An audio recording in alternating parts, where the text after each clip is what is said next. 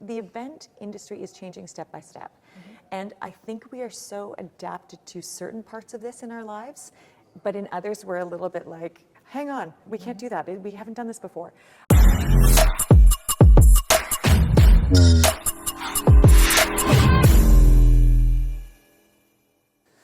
Danielle, I just had the absolute pleasure and honor to perform the 3D immersive experience for one of your clients. What was your first impression? Well, as I said to you at the end, or actually as the client said to us at the end, I'm still shaking. So I think with an audience like this, which is a media audience, they know exactly what's been going on. They're hard to surprise. Frankly, it was quite awesome to watch them. They were completely wrapped. They were involved the whole time. And from the minute that first graphic came up, they were leaning in. They were leaning in. Wow. You already took away my next question because I wanted to ask you if you could describe the experience from three perspectives. That is from the client perspective that you and I had the honor to represent here, from the bureau perspective, and from the audience perspective. Oh gosh, well, I mean, so many things I can say here. Client perspective, I just mentioned.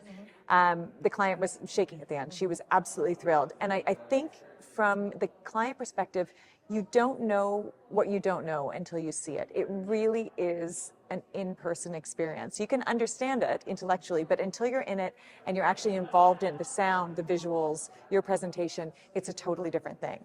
From the bureau side, I mean, I can't say enough about just what a wonderful person you are to work with, and your team in terms of really, I mean, this is pretty daunting. From our side, there are a lot of requirements. There's setting up, there's, tech aspects that, and I say this not being a tech person, so I'm sure for a tech person, they can understand pretty quickly, but not being a tech person, to really have you and your team hold our hands and help us through it, and also help the client through it, so they don't feel scared, they feel like it's doable, and then they can present this unbelievable experience to their audience. I mean, that's next level.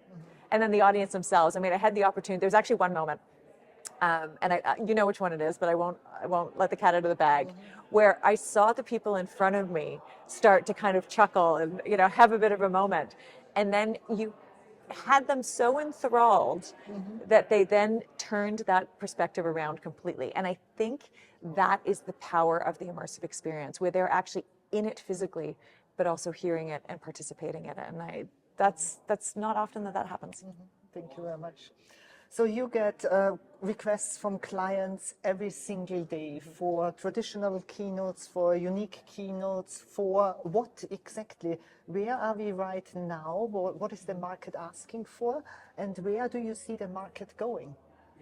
Oh, that is a great question. And on any given day, that answer can change. But I think one thing that we are seeing lingering is that we are seeing a real difference between kind of a content-heavy keynote and a motivational keynote. And it used to be that people wanted one or they wanted the other.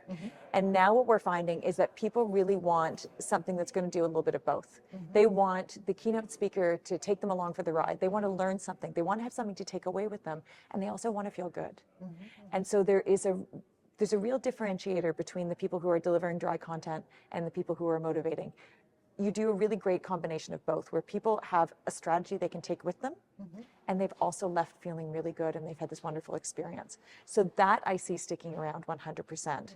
I think another aspect of this, and we were just talking about this, is the accessibility of the speaker to the client and then also to the audience. So to participate with them, for it not to be a hello, Chicago sort of experience, where you're actually in their business and really understanding what they're talking about. And I think that's probably been a big change since the pandemic, where people have started to really value that, and now that's a necessity. We also talked a little bit beforehand about the requirement of personalization. Can you tell us a little bit more about that?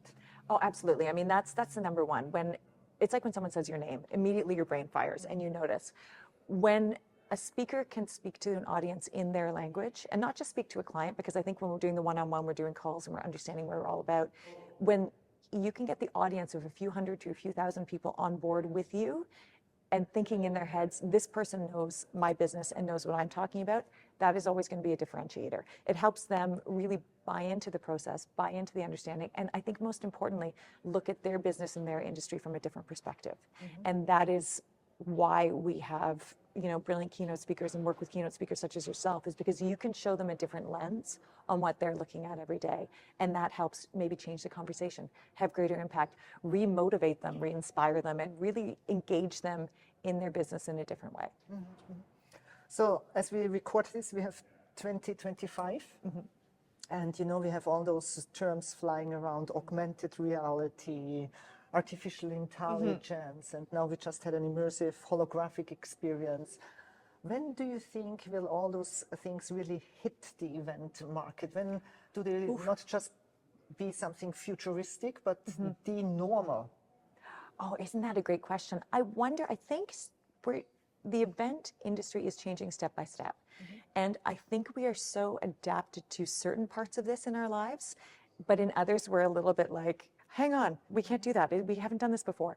And I think with the events industry, because, I'm not in events in the sense of planning events, but I'd be curious to know if, because events have so many moving parts, sometimes adding in this extra moving part can be a little bit daunting for the people who are actually doing the job and making the event happen. So for us, working in the bureau space and working with the client, I mean, to me, it was an absolute no-brainer when this client came to me and said, I need something. These people know media. They know this world. We need something that's really going to stop them in their tracks. I mean, it was a no-brainer. Sylvie's presentation, we're like, that's it. That's what they need. This is it. And so in order for us to help people kind of bring that into their day-to-day and make it part of it, we need team members like you who are like, this is no problem. We can help you make this happen, and we can help this event really come to life in this way, and it's not scary. So thank you from all of us at the Sweeney Agency for having you and your team make that not scary for us, and then make it not scary for the client, because once they see what's possible and the availability of that, that's going to change the conversation. And then events are going to start to catch up. They're going to go, oh, well, we have to have that. So speakers out there, it's time to elevate your game and start bringing some of this in. That being said, if you would have a magic wand and could ask speakers to change one thing in the future that makes it easier for you to sell them, to work with them, what would it be? Oh gosh, I mean, there are a few, if I could have a few magic ones, no. I think the number one thing is always, so this isn't to change, but if you're not doing this right now, this is the number one thing: teamwork. Your clients, whether it's the bureau that you're working with or the client themselves directly, that is your number one focus. Regardless, that is number one. The second part, and you did this so beautifully, is to integrate, as we were just talking about, integrate the client's voice and integrate their world into your keynote. So you're not just presenting the same old keynote everywhere you go and doing your shopping list in your head. Our clients right now and the audiences that we're serving are so savvy. They can spot a phony, or they can spot someone who's not engaged a mile away.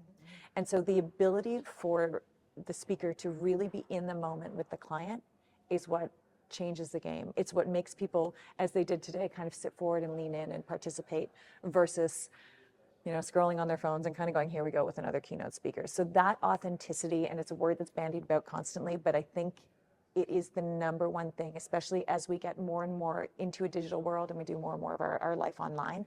That aspect of really engaging with our clients is going to be the number one thing. Wow. Thank you very much for this.